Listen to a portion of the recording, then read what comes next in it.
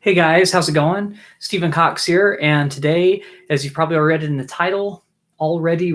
title, I'm going to be working on some songs for 3 shows I have this weekend. I've already started on a few of them, but I haven't gotten very far. I want to say that this was a Patreon request to have me go over how I learn songs, how I chart them out, and how I learn a lot of songs in a short amount of time and what my particular process is. So if you like videos like these, hit the thumbs up and we'll jump into it. Just realized the chat is still not working. I wonder if it's a Google Chrome thing.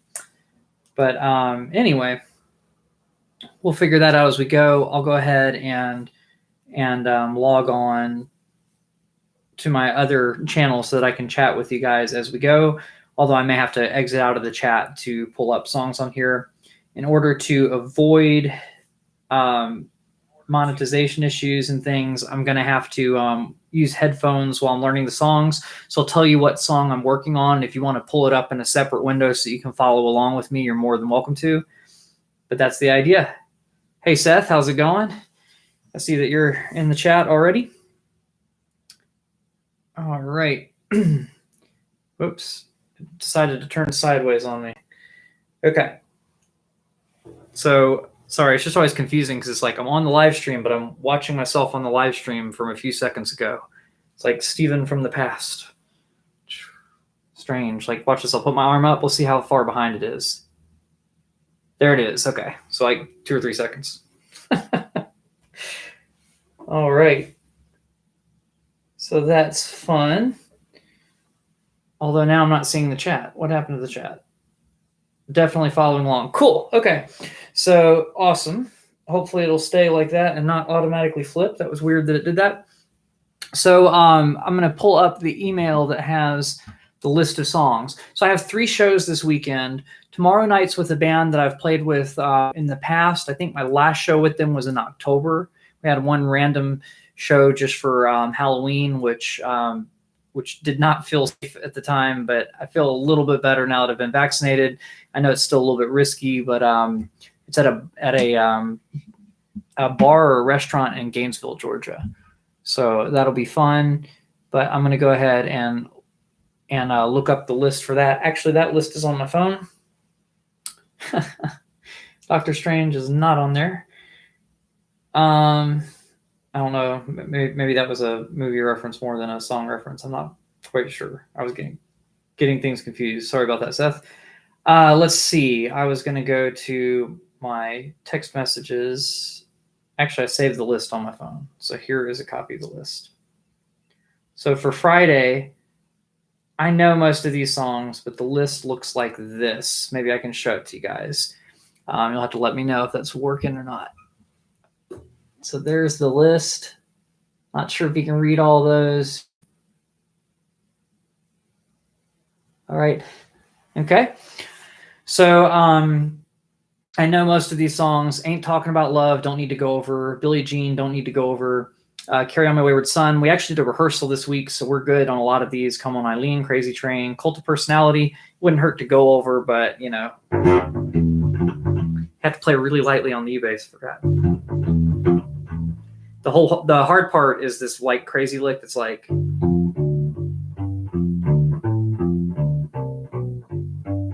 Oh, it doesn't do that actually. It goes. So let me play it slowly for you. I played it wrong. Anyway, so obviously I need to practice that one a little bit. So I'm going to go over that again before I jump in. But sometimes it's just reviewing songs that you haven't played in a while.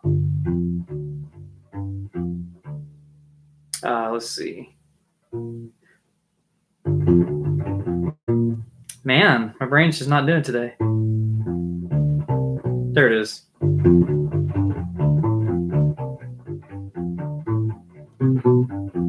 I played one part of that wrong, so I'm gonna flip it because the reason I need to practice this is I always get one part confused with another part. Both halves of this pattern start with,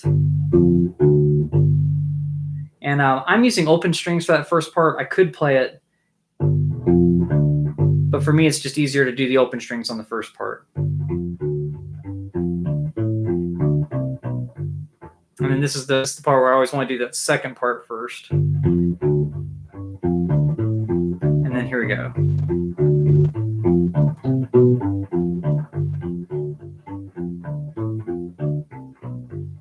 I did it again. I did the second part where I so basically what I'm saying is the first half I'm doing G, F, D, G. Then I'm going G, F, D. Then A, F, D, C, B. So that's what I'm calling the first half. And the second half is going G, F, D, G. But my brain wants to go to the second part, which is G, to the octave G, F, D. And so I'm trying to break the habit of that so that I can rock in for the show.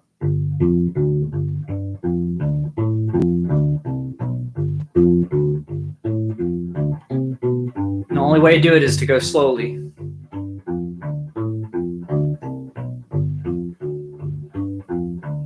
Gross. I messed it up again, though. Did the first half that time. So if I don't have them start differently, sometimes I get them confused.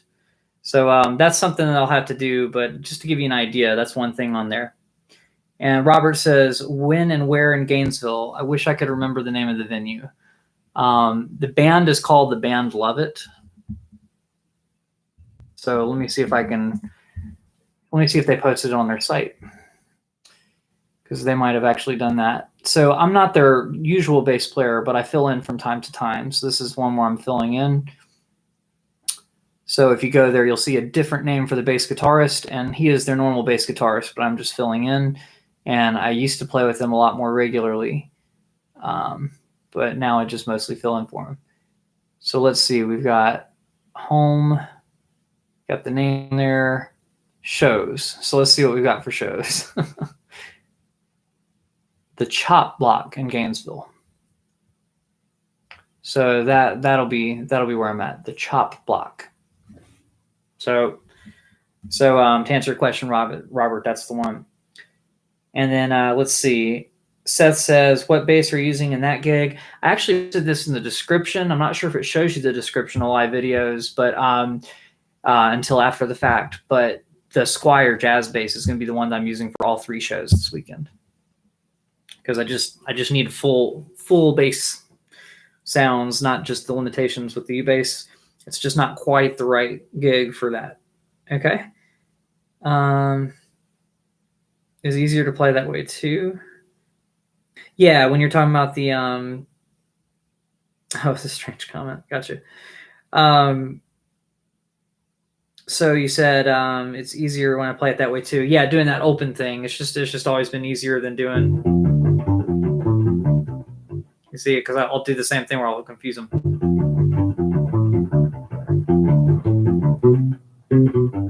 Although it almost sounds like I'm doing it better here.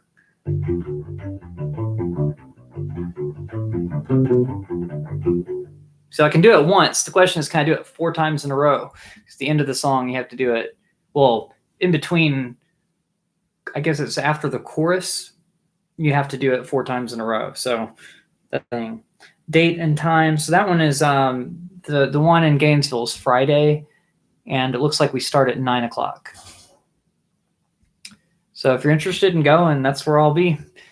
But if you're not vaccinated, just know that it's a bar. I mean, it's a restaurant and a bar. I know people watching around the world might be like, why are you guys open? And the answer is Georgia's just kind of open. So I try my best to keep my distance from people and, stay as safe as possible. But I don't know. I'll probably see a few people wearing masks, but not as many as you would hope. So, and I'm going to bring my mask, but chances are while we're on stage, I won't be wearing it.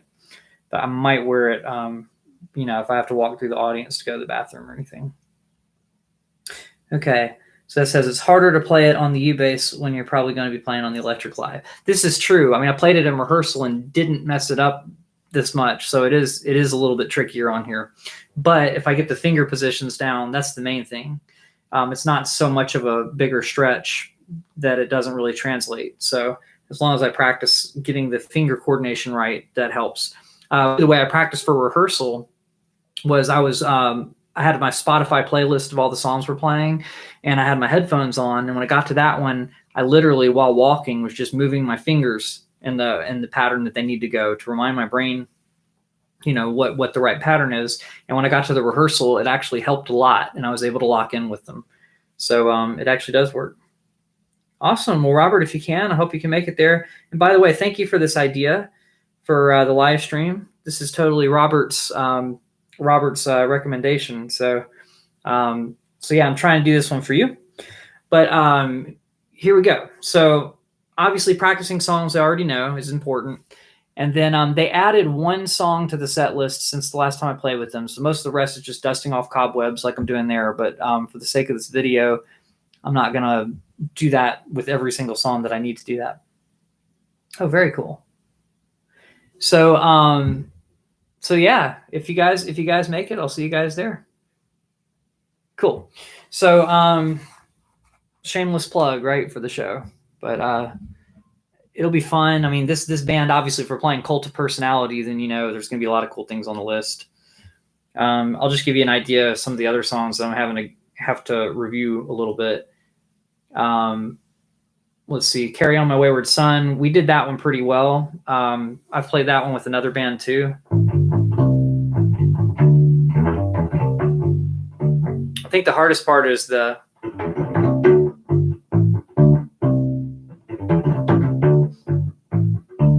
yeah.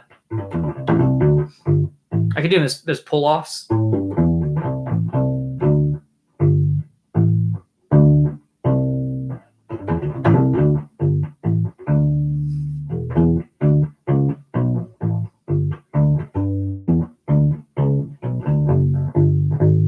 Yeah, so there's that whole part, and I think it's like that's the hardest part, is like repeating for getting to the.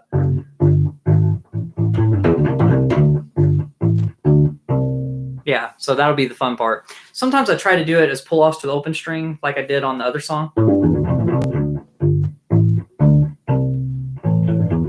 But I have more control over it doing it the other way.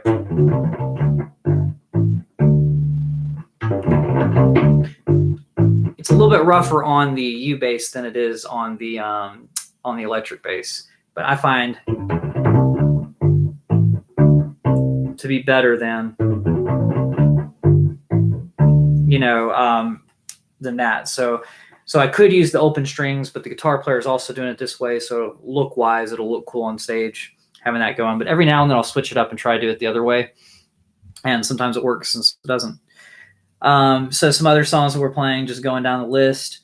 Enter Sandman, Holding Back. I think it's Holding Back the Years. Does that sound right? Hotel California, I Keep Forgetting.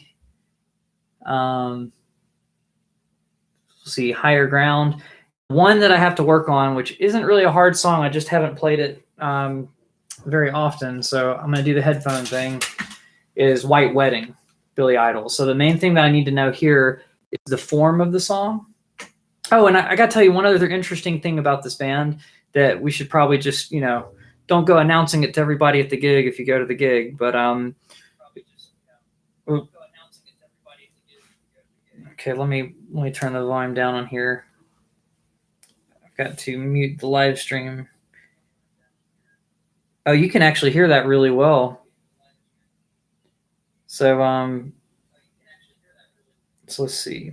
How can I mute this? I don't want to mute everything, just the live stream. I think pausing it might pause the comments too. And then Saturday's a wedding, and then Sunday's church. You're right, Seth. Good guess. That's the case. So I have these on backwards. So that's always fun. So here we go. So I'm going to pull up Billy Idol's White Wedding. And I kind of know but I just need to know where things go. And I'm literally on this one probably just going to do a run through rather than making a chart of it, because this particular band, we don't have iPads in front of us. Like in the weddings, since we have to do so many new songs, A lot of times we'll have a clip-on iPad holder that just goes on the mic stand, and so then I can just make a PDF of all my little charts. And I like doing it like that because I can fit multiple songs on one page rather than pulling up the lyrics with the chords over them, which, then you have to go, hold on, let me find the right song. So I like doing that because then I can scroll through a bunch of songs at once, and it's only 2 or 3 pages of cheat sheets because I have most of the songs memorized, because I've been in the wedding band for a while. I think I've played probably 40 or 50 weddings at this point. So that'll make that one easier. But for this first show, I don't have that luxury, so it's trusting my memory, which is the other reason why I've had to go over a lot of these songs again. So let me find White Wedding, and let's just see what happens. Ooh, that's loud. I don't want to get copyright strike.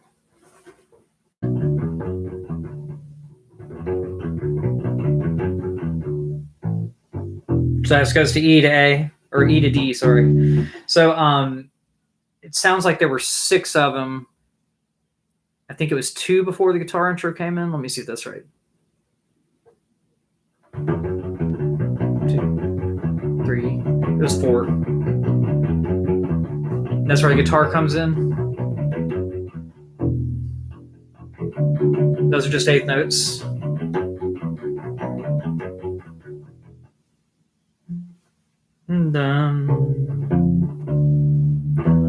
So the first time it's E to D, the second time it's D to E, and still just 8th notes. It's just going to be so the first part when the guitar comes in. Bum, bum, bum, bum, bum. So dun dun dun. I can't do it at the same time. Sorry, I'll stop trying to hum the guitar part. E, D, then D, E. So that was the part that I was missing in practice, I think. We just hang out on B for a second.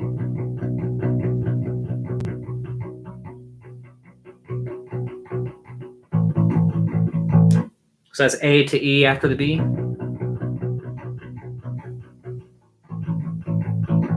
Same thing.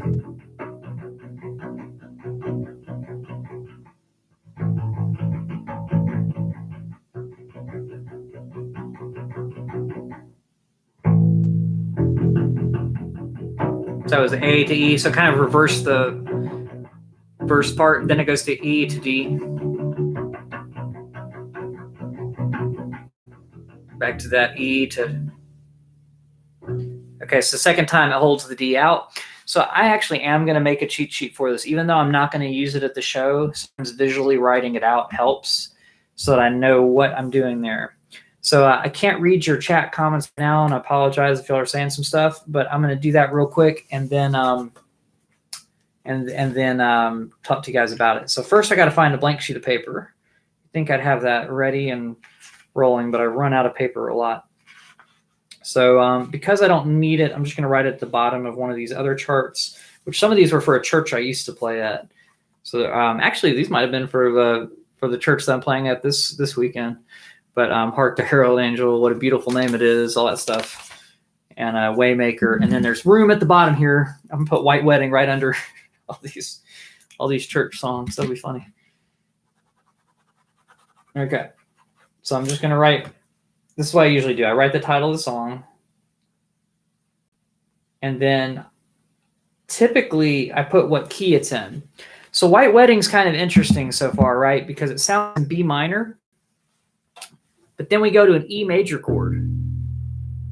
Then we go to a D major chord. So I'm thinking based on those chords, is that instead of it being B minor, that it's probably B Dorian.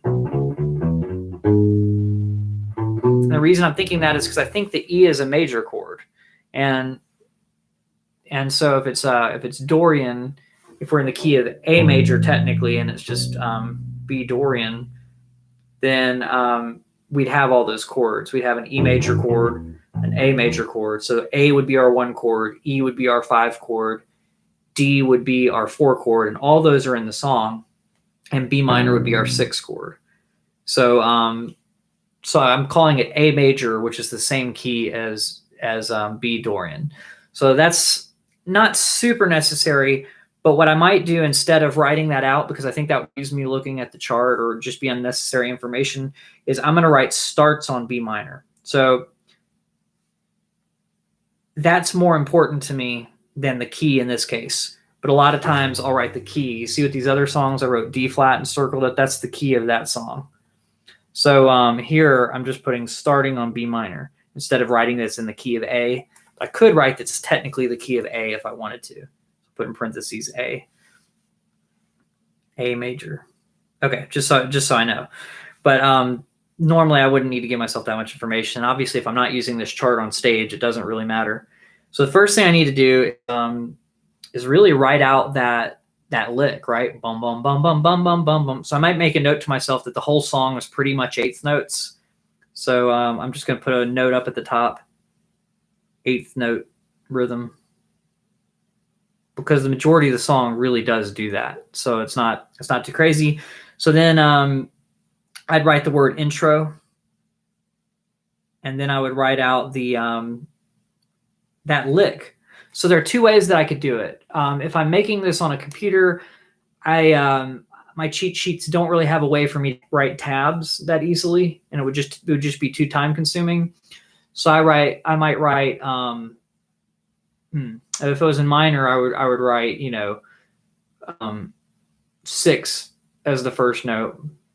Here I might actually just write the letters out just to keep it easy. It's not normally what I do, but here I'm going to do that. So I'm going to write B, B, D, E, F sharp, E, D, right? B, B, D, E, F sharp, E, D. So you're kind of getting like a exception to how I do it right at the beginning. But then I'm just going to write the rhythm underneath it just to remind myself that they're just eighth notes. I'm just going to write 1 and 2 and 3 and 4 and underneath those letters. I'll show you what I mean here in a second. And then I'm going to write times 4 because that's when the guitar lick comes in. And then I'm going to call this thing the lick because that's the only lick in the song what the bass actually does. So here's how I'm writing that. So I have White Wedding starts on B minor. It's technically an A, but I'm going to write these notes out. B, B, D, E, F sharp, E, D. And I wrote 1 and 2 and 3 and 4 and underneath it so I know the rhythm. And I wrote times 4. But I also labeled it the lick. So then underneath that, I can write that once the guitar comes in, it's the lick times 2. So I'll just write the word lick in brackets.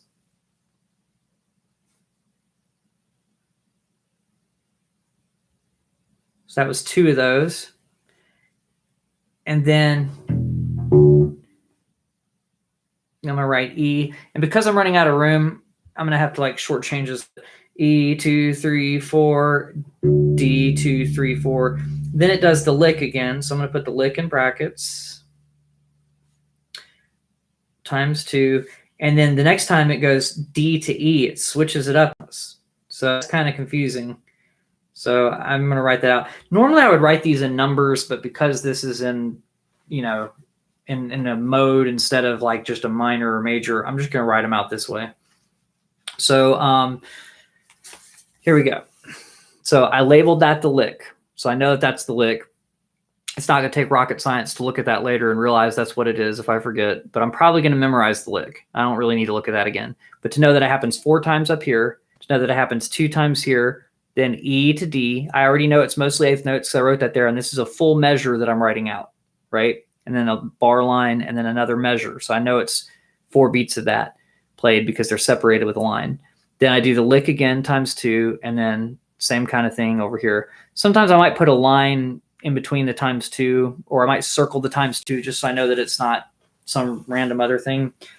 I don't really need to do that on my charts, but I might do that if someone else had to. I don't know. If someone else had to look off of them, they'd probably be confused. This is just how I do it. But somehow you make a visual representation, and that's kind of the main thing. And this is my way of doing it. So I write the intro. That's the intro. Cool. D to E. Now we see what happens after that. Okay. Well, 2, 2, 3, 4, 3, 2, 3, 4, 4, 2, 3, 4. So I'm going to write that on that at the end of that intro. Then we've got 8 measures of E. So I'm just going to write 1 E in brackets and write times 8. Sorry, I keep saying 8. It was 4. Only 4 times on E after that. So like I said, you can follow along with me if you want to pull up a separate tab and open up the you can probably find these on YouTube, I'm guessing, and just come back once you get it opened up. But so far we've got our intro, we've got our lick, and then those 4 measures. That's all part of the intro, so I'm just lumping that up at the top. And I might change the way I'm titling that if it happens again in the song, or I'll just write the word intro even if it happens somewhere later in the song. So we got our verse.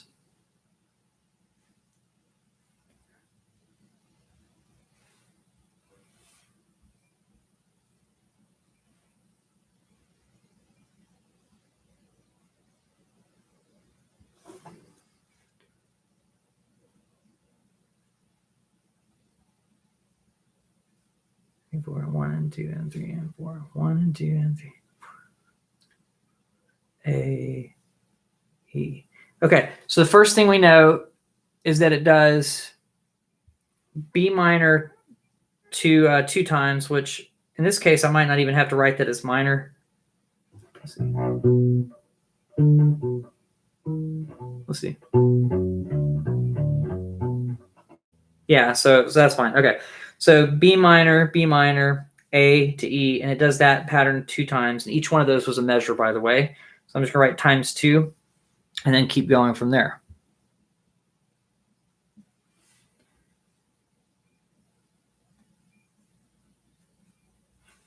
Okay, that's different. So let's see what happens.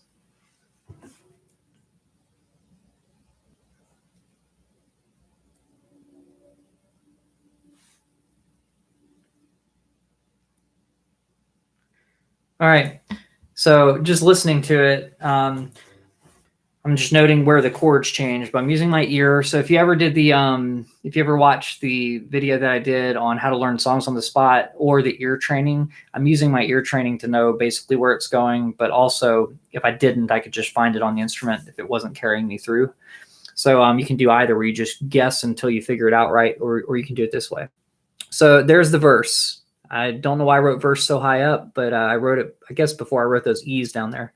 So that's what we've got. We've got B minor, and each one of these is a measure long. So that means we're playing 8th notes right now. So we'll play 8 B's for that first measure, 8 B's for the second measure. Then so 8 of those, 8, then 8 A's, A, E. 1, 2, 3, 4, 5, 6, 7, 8. And then we do that whole thing again. So I put brackets instead of repeat signs. Sometimes I write repeat signs in the brackets. You can see up here I wrote repeat signs. Right now I haven't done that, but you could write repeat signs, which are the 2 lines with the 2 dots. And sometimes I do that. I guess this is kind of a rushed chart, but normally I would write repeat signs if it was only 2 times. But we're just kind of running through it pretty quickly. So so let's go from there. We're getting to the chorus or pre-chorus. Let's see.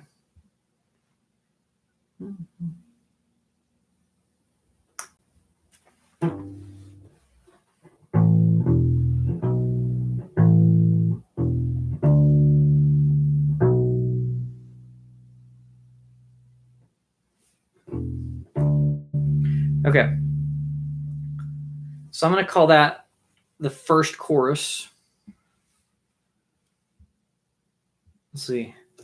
The chorus starts on an A. So instead of starting on the B minor, it starts where the A happens. So I'm going to call this chorus, but it might be chorus 1 if there's a variation. I might write chorus 2 for a separate one. So we have an A, 2, 3, 4, E, still 8th notes. B minor.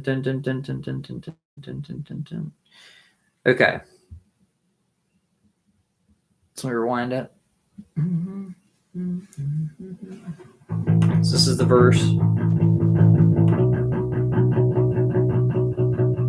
A, E, B,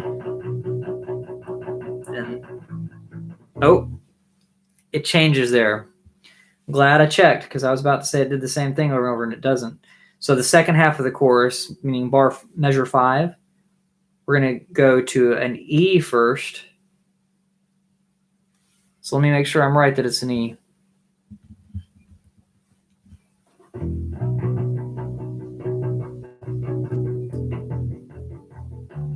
Yeah, E to D.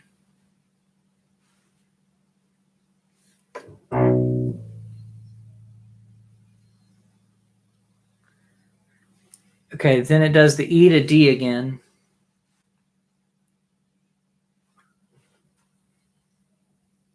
So E is normal, but D is a whole note.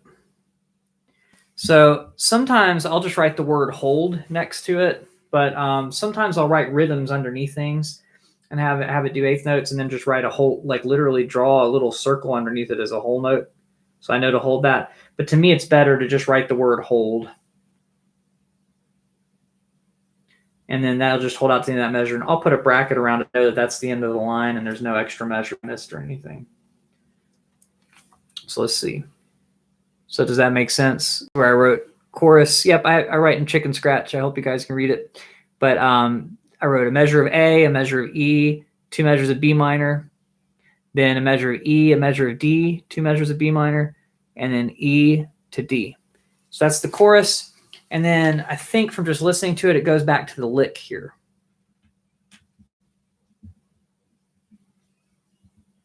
Let's see. Nope.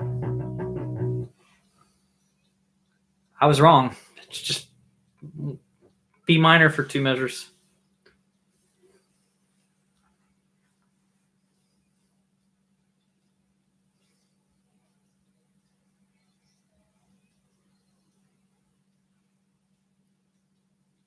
Okay, so that's just 2 measures of B minor.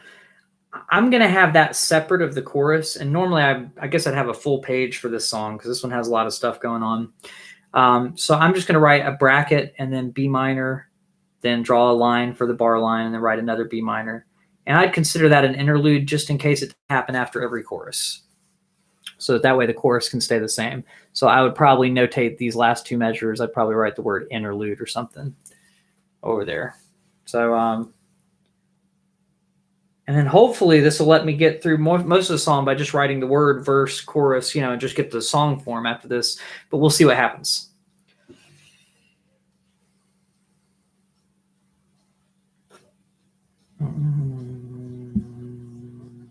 So that's just a normal verse so far. We're on this part.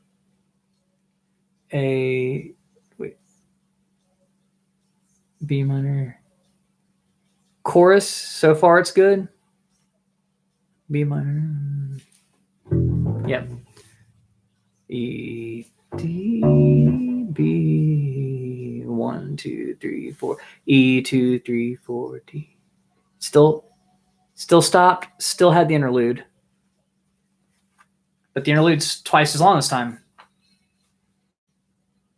Okay. So I keep trying to pause it on the computer and I have it on my phone playing. If you're wondering why I'm like going with the mouse and then pausing the phone's right in front of the mouse. But anyway, so that makes it easy to write. So I know I ran out of room here, but let me see if there's any room on the next page to continue this chart, because otherwise it's going to be a mess for me later on. But a lot of times I'll type these things up on the computer like this. I'll do interlude and then write the little brackets and then things out like this. So it does verse, chorus, and then this time I can just write interlude times 2 because it does 4 measures of the B minor before doing anything else. So I can just write the word interlude times 2.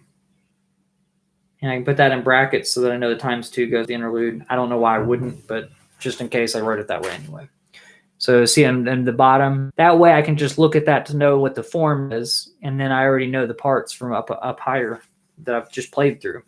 So hopefully I won't even have to look at them after the lick. So let's see how many times we do the lick. Second measure,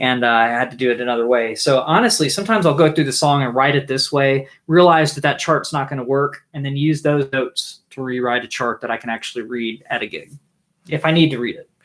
But like I said, with this one, I'm going to have to memorize the song form anyway. And the way I memorize it is I make a chart like this, memorize the song form, and then listen to it over and over and over again before the show. So that's kind of the secret there. I'm going to check in with you guys and see what you guys are saying. Is this the most boring live stream, or is this helpful information? Let me know, and I'll check the chat right now, see what's going on. The lick. Yeah, the Billy Idol lick, not the other lick. That'd be funny. It's like,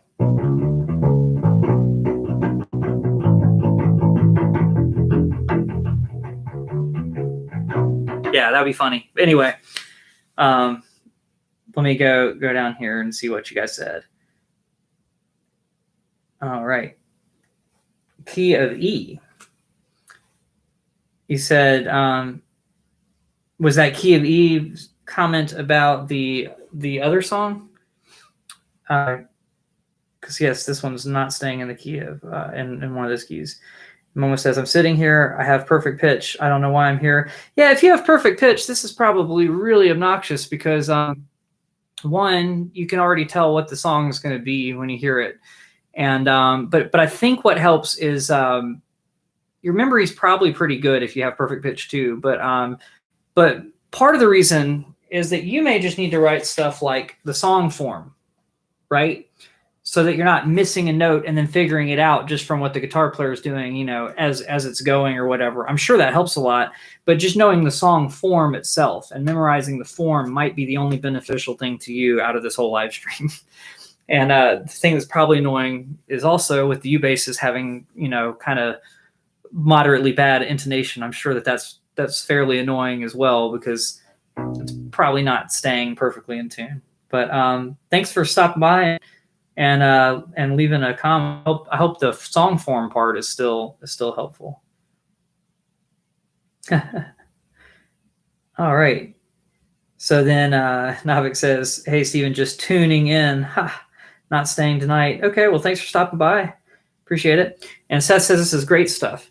Yeah, so this is just how I do it. If you have perfect pitch, man, you got it's like having a cheat code, but it's also like having an annoying thing that you can't turn off, and like you hear things that, whether they're in tune or not. I remember I had a teacher that said his wife had perfect pitch, and he told this story about you know, he woke up one morning and said, you know, how'd you sleep or whatever, and she said, I couldn't sleep because you were snoring and the interval between your snores was a perfect pitch, and not only that, but it was A and E, and it was just like, and that kept her up. So it's like, I can't imagine how annoying that would be, but it's a blessing and a curse from what I hear. Oh, the Billy Idol song, you're saying it's an E? The reason I'm not considering it E is because that B is a B minor chord. And if it was in the key of E, that B would be a major chord, a dominant 7 if it was a 7th chord. So it may just be that he's not staying in one key perfectly, but I consider it the key of A because of that. But it's an interesting argument.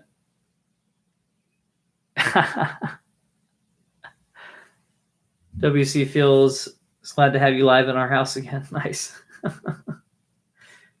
Very cool. So I'm going to get back to the song and just try to get through it real quick. And maybe with the other ones, I won't spend as much time since now we've gone through the process of like charting these out and things that kind of help me with the memorization part of it.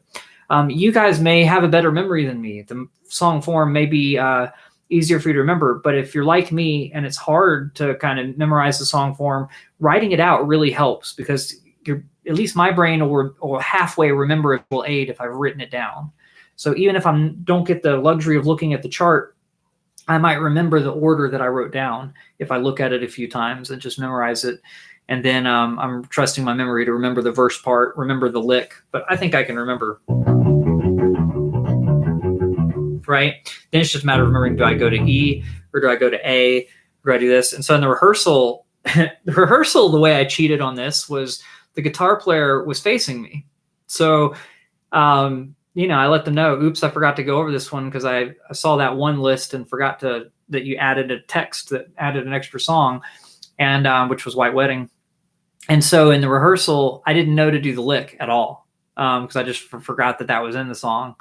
And I did know what to do based on what the guitar player was doing as far as just eighth notes and matching. I just knew that kind of just from my brief memory of the song that for some reason didn't include the lick.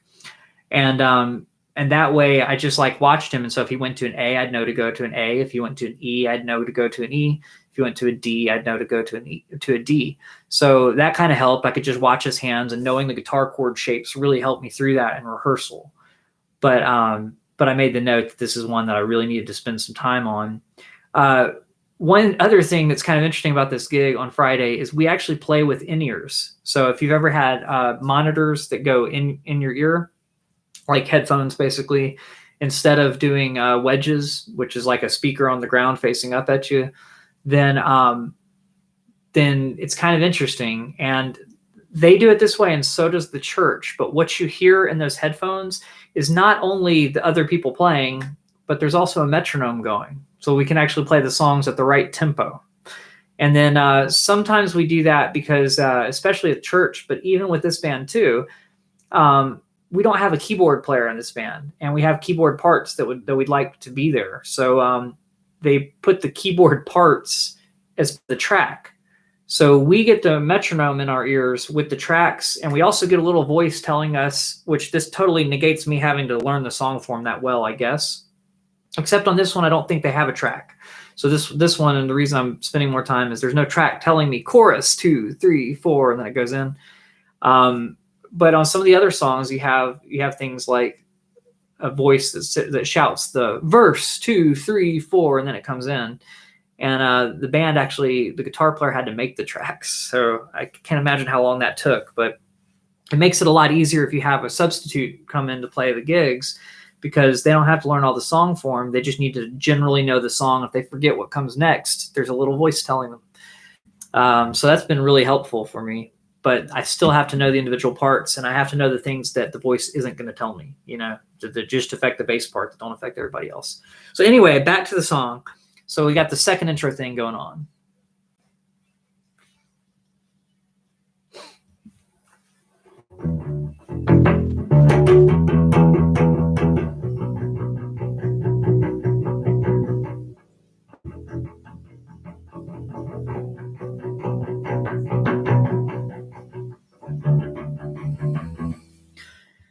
Okay, so the next thing it does is it does the B minor without the lick, even though the guitar is still doing that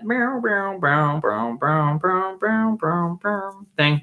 But it does B minor twice. And this time it does E twice, which I don't think it's done E twice in a row at all in the song. So this is new. Even though it's very similar, it all sounds. That's the other thing. Some of these songs are difficult because they sound so similar from section to section. So that's one where I have to write this stuff down because I won't remember that E is there, and I'll miss a note, if I don't make a note like that.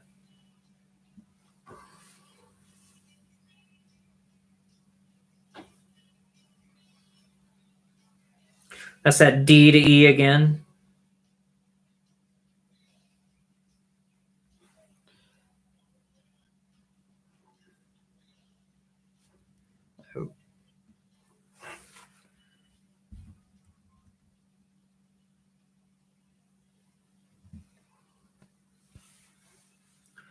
So we got 2 measures of B minor after that. So I'd call that the interlude at that point, because those 2 measures of B minor seem to make sense. I'm out of room on this page. So if I make notes on another page, what I might do in this case, since I'm not going to use this chart on stage, is I might just go up here and write the rest of the song form sideways, so I know it's not part of the other song. But I highly recommend just having enough paper and doing this on a blank sheet of paper in the first place. But from there, it does the interlude. So I'm just going to write the word interlude. Also going to write White Wedding on here so I know that that's what this is. I'll say part 2. Okay, so after the interlude, what we got? He's singing different words over it, but so far it still sounds like it's going to a part of the song we've done before. So let's see what happens. 2 measures of B minor, that's the interlude. So that was A, E, B. Oh, that is just the smallest version of chorus ever. But because it's that small, I'm probably just going to write it out again. So interlude, then I'm literally going to write the word then so that I know that this is something that comes after the interlude, and I'm not saying this is the interlude. That's literally just the A, E, B minor, B minor. Put the lines in between them so that I know that each one gets a measure. Okay. So A, E, B minor, B minor. Okay. And then this one he says, take me back home, man. I don't know what he's saying there. This sounds like a verse. So far, we're on the second repeat.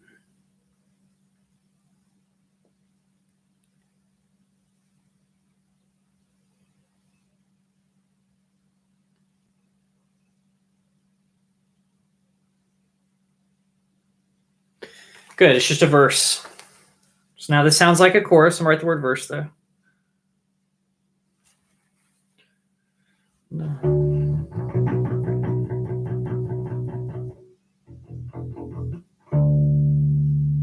That was 100% just a normal chorus.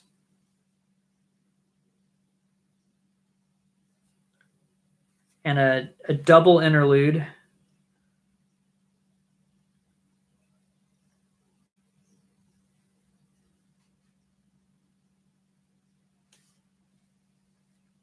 So a lot of B minor right now.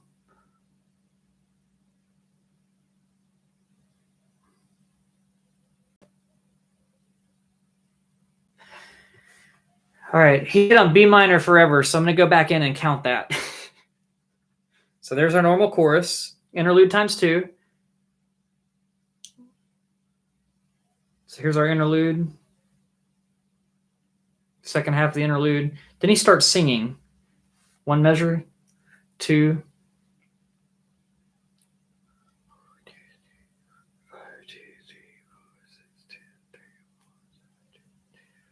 So we're at 8 measures, 9, 10, 11, 12, 13, 14, 15. Okay, 14.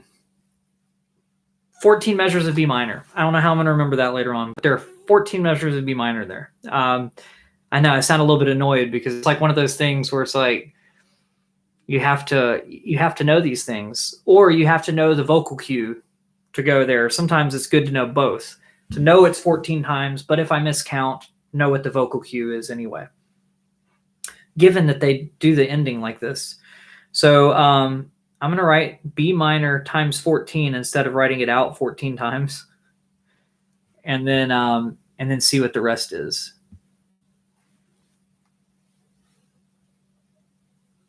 E, D, B minor. And that was D, E. Oh, that's just the chorus. Let me just make sure I did the whole chorus.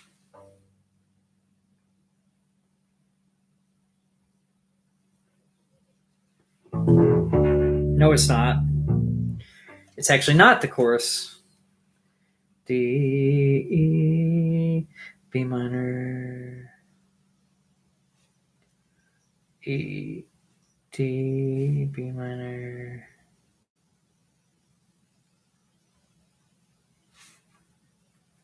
Uh-oh.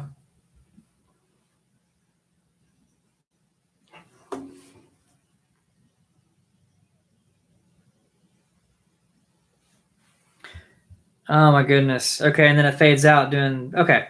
So this is why you got to make sure that the band you're playing with is playing things exactly like the record. This band typically does, but sometimes people would miss stuff.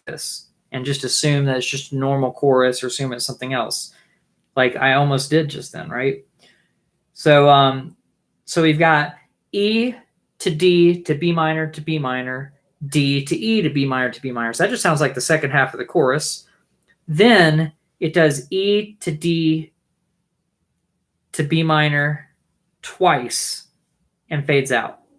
So what I would guess is if you were playing it with a band that decided not to fade out, you would just stay on E to D to B minor to B minor, E to D to B minor to B minor until the song just decides to end. Or you end it right there. So this is what I wrote for the rest of the song when I said I was writing the second half down here.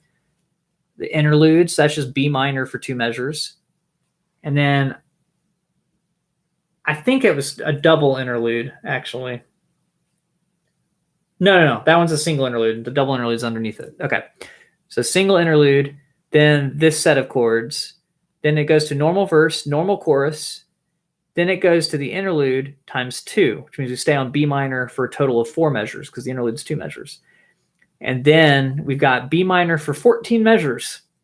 Very interesting song form choice. But anyway, kind of hard to remember. That's the only thing about that one. So I might have to make an extra note about that. Then we've got the thing that sounds like the middle part of the chorus, E to D to B minor to B minor. Then it reverses them, D to E to B minor to B minor. And that's where the E is up the octave. So normally I'd write a lowercase e to know that, but that's okay. B minor, B minor, and then E to D to B minor times 2. And that's where it fades out. So so I'm just going to say repeat and fade. But in all honesty, they might have an ending. And that's fine. That's all I can do. Because there's nowhere where I can reference that ending. So I'll just have to like talk to them. All right, so I lost everybody on that. Yeah, this ended up being more of a how to make a really long, confusing chart for a white wedding than it really did become anything else. Let me see what you guys say on here, and then we'll see what's going on.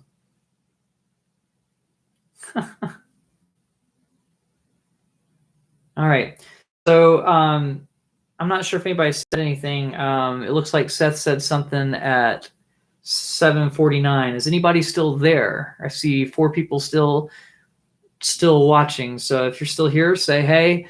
Say whether you thought that was too much information or not.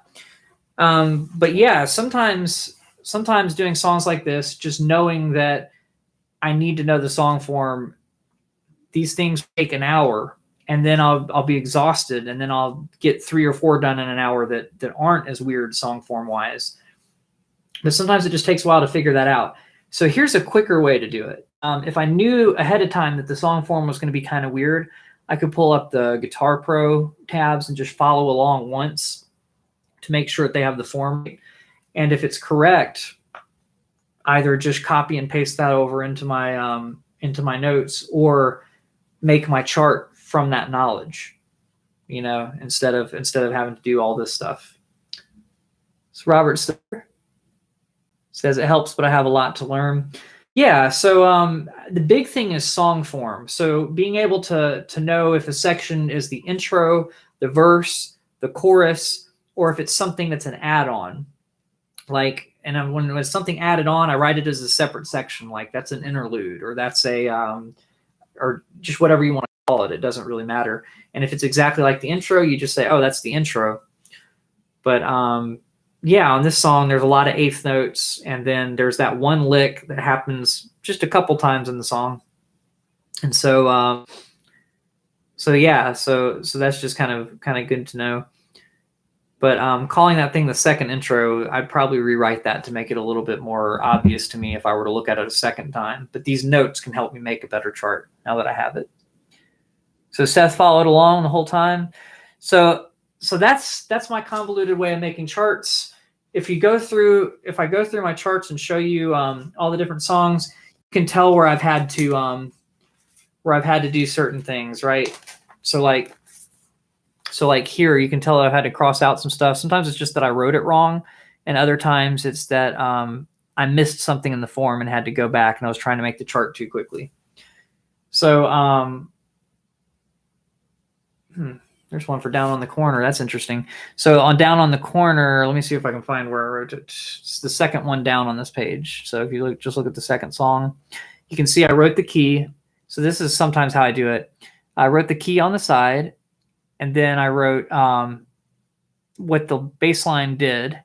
And the little carets are called scale degrees. That means that the key that I'm in, that's the first note of the scale, right? So I've got 1 6 5 1 1 6 5 5 7 1 1. That's weird. I thought I did 2 2 there. No. That's still when it goes to the 4 chord. But so I wrote that pattern down. So now looking back at this, even though I haven't played that song in forever, I can tell that okay, I'm in the key of C. I'm playing 1 6 5 1 1. And I just know the rhythm on that one, I think, to where I didn't feel like I had to write it down. I thought it went to...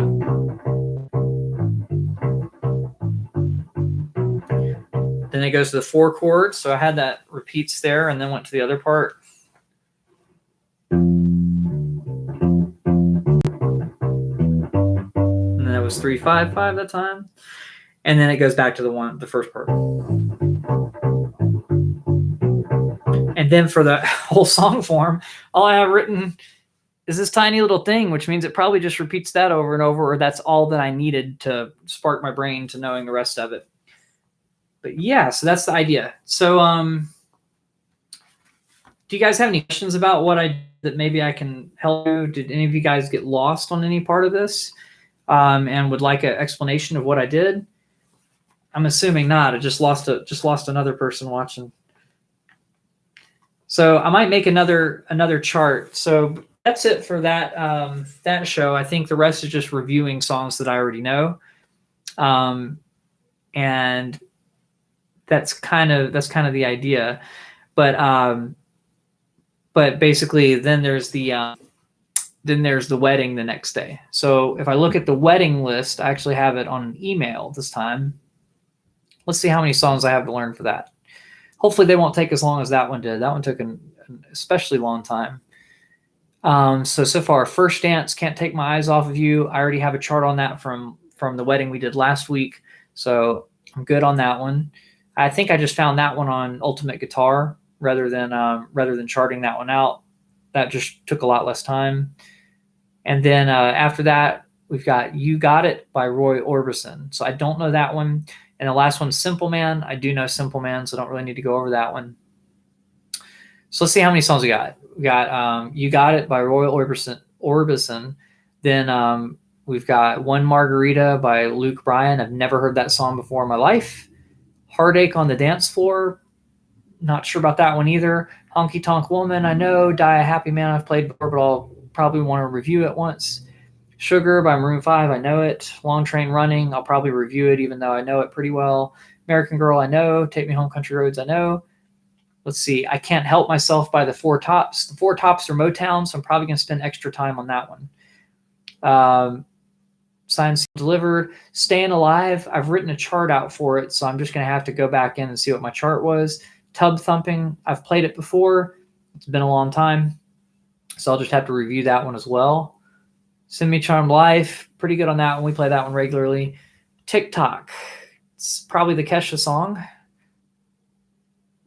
He wrote a little note in the parentheses saying E, F sharp to G minor loop.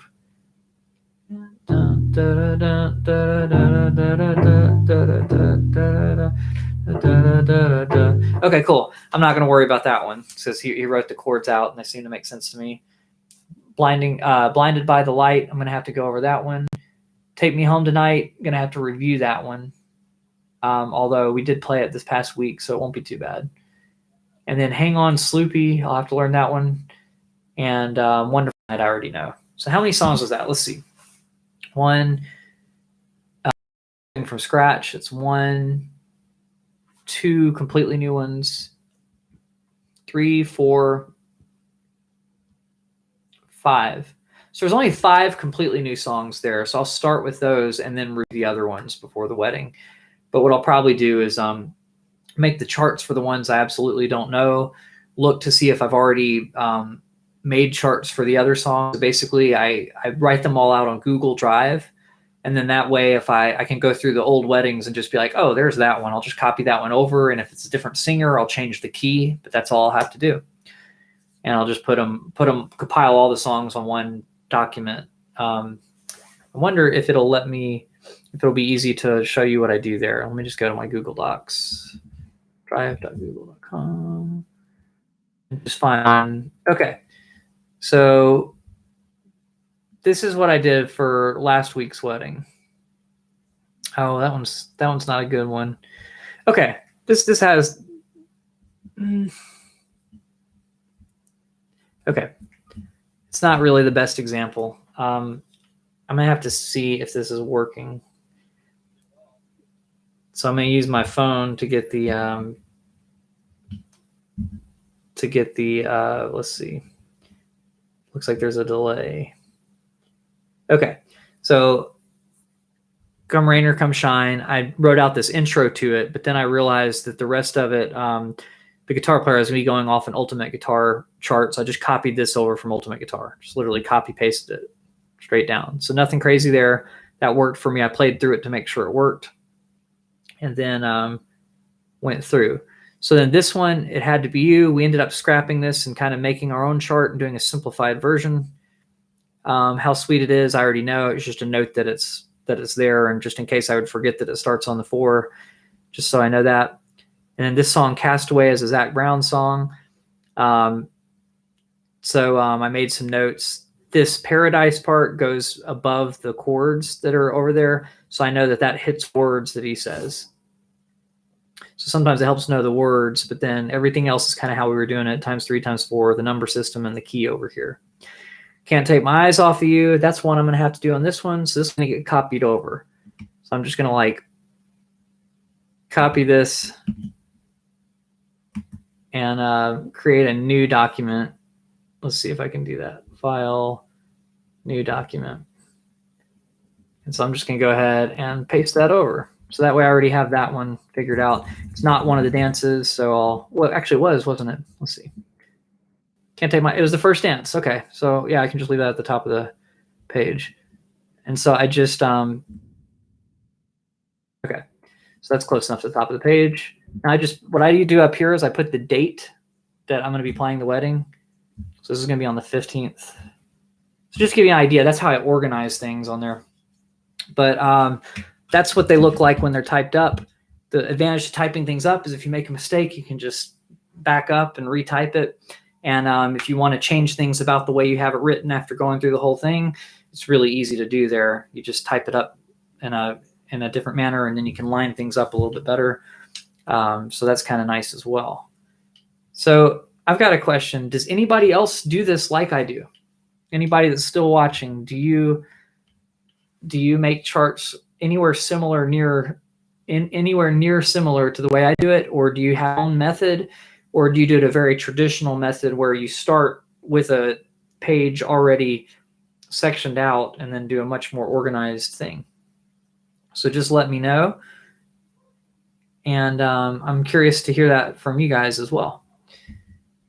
But that's kind of how I do it, and that's how I organize these things. And so if I've already done a song, it's really easy. I just put the notes on here if I don't think I'll remember how to play the song.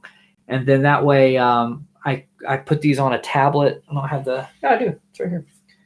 This tiny little tablet. I recommend a bigger tablet, but this is an Amazon Fire tablet. And so I just put the charts on here. For the church songs, they send me charts, which is kind of convenient. So literally I organize them. I put a bunch of zeros at the front to organize them. That's just what I have to do on here to get the songs I need up at the top. And eventually it loads. So I can show you what it looks like on here. But having this on like if I'm doing a wedding, I have the mic stand, and I just have this kind of on a clip that connects to the mic stand. And so it makes it kind of easy because it's pretty close to your face, but it doesn't block too much stuff for like a wedding photographer or anything. If they're taking pictures, it's not a distracting thing on stage really because it's so small. And then, yeah, so they send me charts that look like this for church. And I'm trying to see, I'm holding it at an angle so you can see it. Okay, so you can kind of see the idea.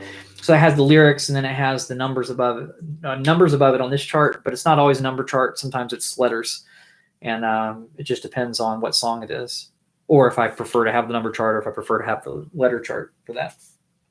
But yeah, it kind of helps just to have that. So now you know if there's a lick in the song and I'm afraid I'll forget the rhythm, I'll write the rhythm underneath that one lick. But in general, I don't typically have to write that. If the song's in 6/8, I'll make a note at the beginning of the song saying it's in 6/8. If a song has time signature changes, I'll write the time signature changes into it. Some songs have a measure of 2/4 instead of staying in 4/4. So instead of having 4 beats in a measure, they just have 2 beats in a measure. If I can find an example of that, then I'll share it to you. I'll have to look at an older wedding file to see. I'm sure there was one some point this month, I'm sure. Maybe.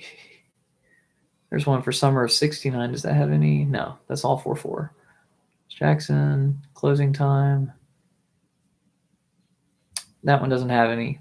So I didn't have to, some of these I don't have to make very many notes on, but others I do. So let's see. What do we got? I'll just go to a random wedding from March. Any 2/4 bars, anything weird. And oh, the other thing is, if you can't tell what the chord is, you know how I write these Roman numerals that represent the chords? If I can't tell if a chord is in an inversion or I can tell this inversion, I just write what the bass note would be underneath it. So let me show you this. On here, if you can see that, I'm going to wait to make sure that you can actually see that and that the screen's adjusted. Okay, cool. So the Tim McGraw song, you can see how it's like a Roman numeral 6, then a slash to represent that I'm going to a new measure, then 4 and 5. So I can't write slash chords because I'm using the slashes to designate the measures out. So you might see every now and then, like on the chorus, I have a Roman numeral 1, but then I have 2 and 3 on the chorus line. I'm not sure if you can tell that or not, but the 2 and the 3 are just written like normal numbers, not Roman numeral. So Arabic numbers, I guess. And that's because they're a walk up. The chord doesn't change, just the notes walk up. Or if it does change, I'm not concerned about it. So I'm just writing it saying, I don't care what the chord does. This is what I do. And then underneath that, at the end, you see a 5 and a sharp 5. The sharp 5 is written in case it's actually an inversion of something else, but it's probably a sharp 5 diminished chord. It's just easier to write it that way. And then if the Roman numerals are capitalized, it's a major chord. And if they're lowercase, it's a minor chord. So that helps me if I have something that that I can, if I have something in there that I have to, gosh, what am I even trying to say? If I have to improvise a little bit, then major versus minor, it's a good thing to know about that so that I can utilize that information. So hopefully that helps you guys. But that's what I'm going to be doing for really the rest of tonight, and probably tomorrow up until the gig is going over songs. So if it's only 5 songs, that's not too many. 5 new ones for the wedding. Then the Billy one, going over that one until I remember 14 measures of B minor where that happens at the end. So once I get that stuff to where I'm pretty confident that I can remember it for tomorrow night, then I'll really focus on the wedding songs and the church songs. And sometimes it's hard to do all this in a week. So what I'll do is spend a lot of extra time on the gig that I'm playing that night, the day of. It's not ideal, but if you have a lot of songs to learn, you're gonna confuse them and forget things throughout the week. So each time I have 3 gigs in a row like this, it's like I'll have to pretend the other songs don't exist. So if I get everything charted out beforehand, it's great. And I can just review songs for that gig that night and not have to worry about everything else. And then on Saturday, just review the songs for the wedding, and then shove that aside. And then usually I just listen to the church songs on the way to church. Hopefully I got a chance to work on them ahead of time during the week. But that really helps to review them like that. All right, so Seth says he does make charts like this sometimes. Depends on the song. If I can find a chart online, that makes it easier. And a lot of times I do that too. Like I said, I copied over the Ultimate Guitar and just put it in there for a couple of the songs, especially the dances. If I know that the guitar player in the wedding band is using Ultimate Guitar, I'm going to use the exact chart they're going off of in case he decides to change something or knock something out the same amount of measures. It's better to just have what he's going by so that I know exactly where he jumped to if he jumps somewhere. If you decide to change something or cut something out. Okay. I can find a chart that makes it easier. I have a 10-inch Lenovo tablet. Cool. Very cool. Yeah, it's good to have a tablet for these gigs. I notate time and measure changes big time. Yeah, so I couldn't find an example of it yet, but there's you can write things in superscript. So I write those kinds of things in superscript, and I know it's a time signature if it's something with a slash, over it, like a fraction that's tiny. And if it's not tiny like that, then I write it as I might be putting a chord in inversion. Sometimes I'll write the inversion notation that way, which if you're familiar with classical theory, you know what I'm saying. If you don't worry about it. So sometimes I write inversions as just writing like the note that I'd be playing within the inversion, and other times I write like a 5 chord with a little tiny 6 up next to it, which means it's going to be in first inversion. But yeah, it can be kind of confusing. So sometimes I just write the note that I'm supposed to play, and that helps keep it less confusing. Having trouble finding one where I wrote the time signature changes in there, but I wanted to give you how I was doing that in case you were curious on how to do that.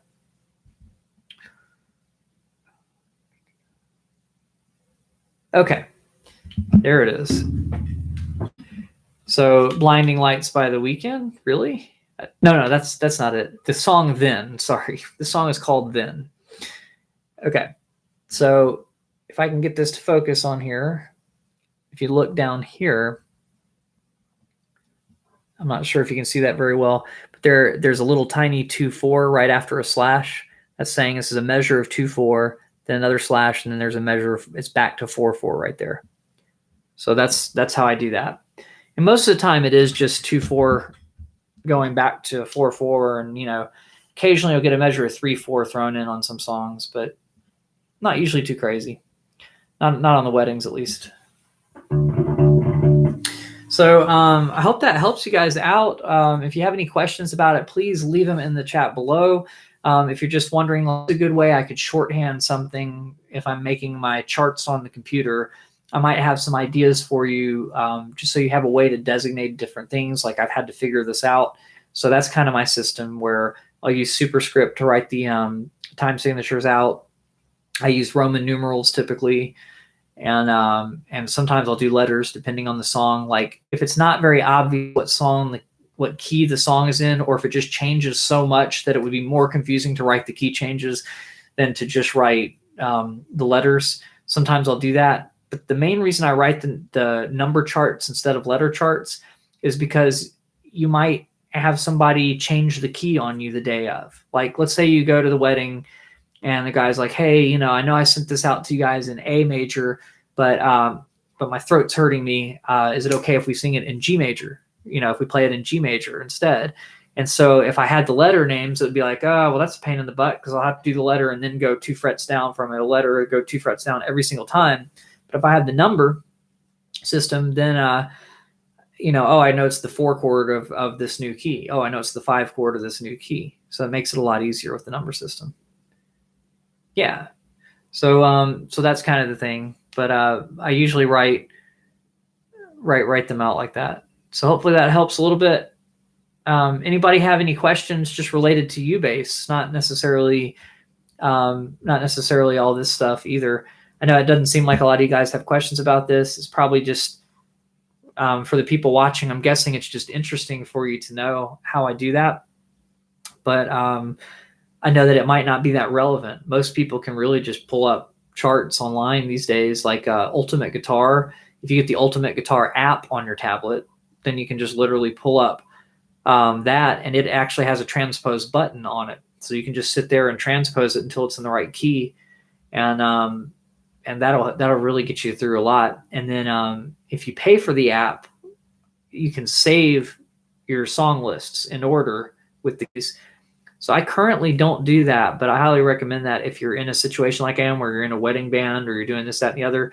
Because honestly, it's like, it may be a monthly fee, like $15 a month or less. I can't remember how much, but it's a lifesaver. Like, if you see how much I put into doing those charts, I could have just saved a lot of time just by having Ultimate Guitar and just knowing what the lick was. Then the only cheat sheet kind of stuff I would need is like, oh, what's the lick? Yeah. So I hope that helps you guys. Let me know if you found this interesting. Give it a thumbs up if you liked it, if you haven't already. And shorthand on a short bass. Is that my next short? That's what I'll have to do. But thank you guys so much for tuning in. I'm going to go ahead and get back to work and do more of these.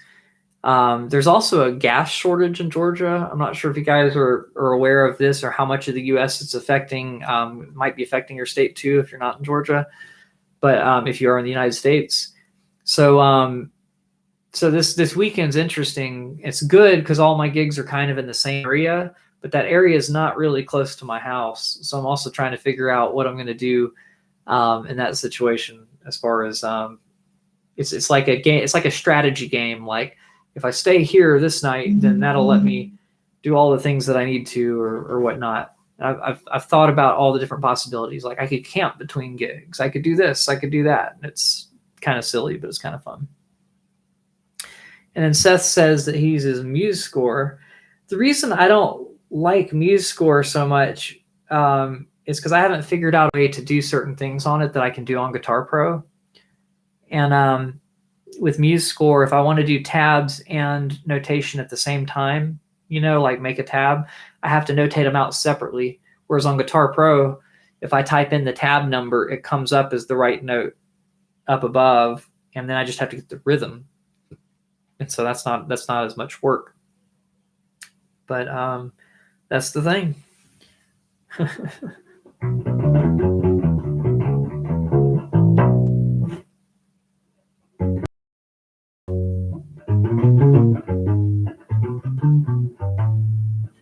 The lick and a whole bunch of different keys.